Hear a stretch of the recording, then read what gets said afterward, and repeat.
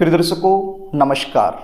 यदि आपके बच्चों की विवाह शादी में लगातार देरी बनी हुई है, लगातार अड़चनें आ रही हैं, बनती बनती बात भी बिगड़ जा रही हैं, तो ये वीडियो आपके लिए है।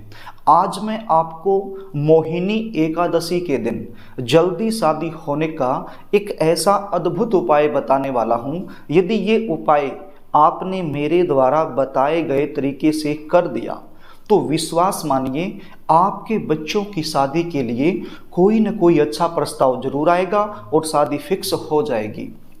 ये उपाय यदि बच्चे खुद करना चाहें तो खुद भी कर सकते हैं, और यदि खुद नहीं कर पाते हैं तो ऐसी सिचुएशन में माता पिता अपने बच्चों के शीघ्र विवाह के लिए ये उपाय जरूर करें। कई बार सिचुएशन क्या होती है, बच्चे दिखने में भी सुंदर होते हैं, अच्छी खासी उनकी जॉब होती है या फिर अपना व्यापार होता है, भगवान की कृपा से आपके पास सब कुछ होने के बावजूद भी शादी के लिए रिश्ता पक्का नहीं हो पाता है। रिश्ते आएंगे, बातें चलेंगी, लेकिन कोई भी बात, कोई भी रिश्ता सफलता तक नहीं पहुंच पाता है। कुछ ऐसे रिश्ते आएंगे जो आपके लेवल के नहीं हैं तो आप अपनी तरफ से मना करते रहोगे, और कोई ऐसा रिश्ता जो आपके लेवल का है, जो आपको पसंद है, तो वो रिश्ता सामने से पक्का नहीं हो पाएगा। देखने वाले आएंगे, देखकर चले जाएंगे, आपको ऐसा लगेगा कि अब की बार तो रिश्ता फाइनल हो जाएगा, लेकिन सामने से किसी भी प्रकार का पॉजिटिव रिप्लाई आपको मिल नहीं पाएगा। प्रिय दर्शकों, यदि आप लोगों के साथ भी यही सिचुएशन बनी हुई है तो चिंता करने की आवश्यकता नहीं है। इस वीडियो को अच्छे से देख लीजिए और जो उपाय मैं आपको बताने वाला हूं इसको अच्छे से समझ लीजिए। उपाय बताऊं इससे पहले आपसे निवेदन करना चाहूंगा, यदि आप चैनल पर नए हैं और अभी तक आपने इस चैनल को सब्सक्राइब नहीं किया है तो मुझसे लगातार जुड़े रहने के लिए अभी इस चैनल को सब्सक्राइब कर लीजिए और बेल आइकन को भी प्रेस करके रखिए, ताकि हमारी आने वाली इसी प्रकार की नई वीडियो का नोटिफिकेशन आपको मिल सके और सबसे पहले वो वीडियो आप आसानी से देख सकें। तो प्रिय दर्शकों, मोहिनी एकादशी अपने आप में एक अद्भुत एकादशी है। जब समुद्र मंथन हो रहा था तो समुद्र से अमृत निकला, तो भगवान श्री कृष्ण ने मोहिनी रूप धारण करके देवताओं को अमृत का पान करवाया। तो उसी दिन से ये एकादशी मोहिनी एकादशी के नाम से प्रसिद्ध है। तो प्रिय दर्शकों, ये उपाय आप सुबह के समय भी कर सकते हो, शाम के समय भी कर सकते हो, ये आपकी मर्जी है। करना क्या होगा, ये उपाय करने से पहले आपको स्नान करना होगा, यानी कि नहाना होगा। यदि आपके पास पीले रंग के वस्त्र हैं तो पीले रंग के वस्त्र धारण कर लीजिए, यदि पीले रंग के वस्त्र नहीं हैं तो लाल रंग के वस्त्र धारण कर लीजिए, और यदि लाल और पीला कोई भी वस्त्र आपके पास नहीं है तो फिर आप कोई दूसरा वस्त्र भी धारण कर सकते हैं, लेकिन ध्यान रखना काला और नीला, ब्लैक एंड ब्लू, ये दो रंग के वस्त्र आपने भूलकर भी नहीं पहनने हैं ये उपाय करते समय। तो प्रिय दर्शकों, आपके घर का जो पूजा मंदिर है वहां पर जाकर के आपने बैठ जाना है। एक शुद्ध देसी घी का दीपक आपने जला लेना है।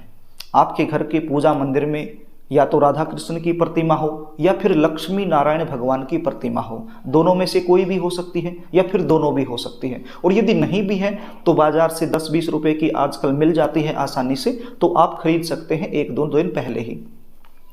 तो या तो लक्ष्मी नारायण भगवान या फिर राधा कृष्ण की प्रतिमा, इनमें से आप एक ले लीजिए और कपड़े की सहायता से अच्छे से उसको साफ कर लीजिए, गंगा जल का छींटा दे करके उसको शुद्ध कर लीजिए।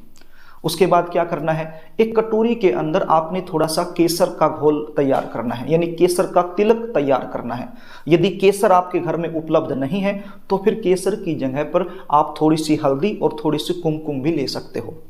कुमकुम यानी कि लाल सिंदूर, रोली जो तिलक करने के काम आता है, उस रोली की मैं बात कर रहा हूं। तो एक कटोरी के अंदर 1 चुटकी हल्दी और 1 चुटकी लाल सिंदूर, ये मिक्स करके उसका घोल तैयार कर सकते हो, यदि केसर घर में उपलब्ध नहीं है तो। और यदि केसर है तो फिर केसर का तिलक आप तैयार कर लीजिए। आपने जो प्रतिमा आपने ली है लक्ष्मी नारायण भगवान या फिर राधा कृष्ण की, तो उस प्रतिमा पर आपने तिलक करना है। तिलक करने के बाद आपने एक माला पहनानी है, पीले रंग के फूलों की माला। पीले रंग के फूल, गेंदे के फूल भी हो सकते हैं या कोई और फूल हो, तो पीले रंग के फूलों की एक माला आप ले आइए पहले ही, तो आपने वो माला पहना देनी है और उसके बाद आपने खुद को भी तिलक कर लेना है। यदि आप माता पिता हैं तो भी इसी प्रकार से ये उपाय आपने करना है, और यदि आप बच्चे खुद कर रहे हैं तो भी ये उपाय इसी तरीके से करना है। तो खुद को भी तिलक कर लेना है। उसके बाद आपने वहीं पर बैठ करके एक मंत्र का जाप करना है। मंत्र क्या है आप स्क्रीन पर देख लीजिए। ओम क्लीं कृष्णाय नमः। ओम क्लीं कृष्णाय नमः। इस मंत्र की आपने एक माला जाप करनी है। मंत्र जाप करने के बाद आपने बिल्कुल भाव से, मन से, हृदय से अपने बच्चों के शीघ्र विवाह के लिए भगवान से, परमपिता परमेश्वर से प्रार्थना करनी है। यदि आप बच्चे खुद कर रहे हैं तो अपनी शादी के लिए प्रार्थना करनी है, और यदि आप माता पिता हैं तो अपने बच्चों के शीघ्र विवाह के लिए आपने प्रार्थना करनी है। प्रिय दर्शकों, मोहिनी एकादशी, इस दिन किया गया ये छोटा सा उपाय आपके बच्चों की शादी में आ रही बड़े से बड़ी अड़चन को तत्काल दूर कर देगा और शीघ्र से शीघ्र विवाह होने का एक प्रबल योग बना देगा। तो ये उपाय आपने करना है। सुबह भी कर सकते हो, शाम के समय भी कर सकते हो, वो आपकी मर्जी है।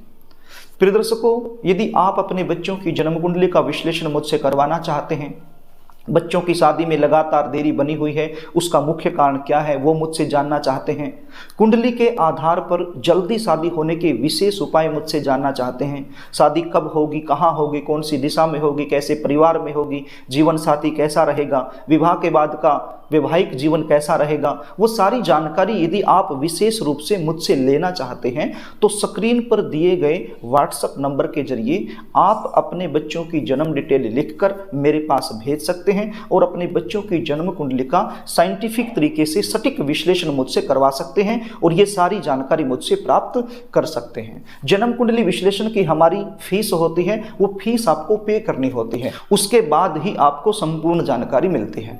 तो प्रिय दर्शकों, यदि कार्यक्रम आपको अच्छा लगे तो इस वीडियो को लाइक करना, शेयर करना, कमेंट में श्री कृष्णाय जरूर लिखना, और अभी तक आपने चैनल को सब्सक्राइब नहीं किया है तो मुझसे लगातार जुड़े रहने के लिए चैनल को सब्सक्राइब जरूर कर लेना।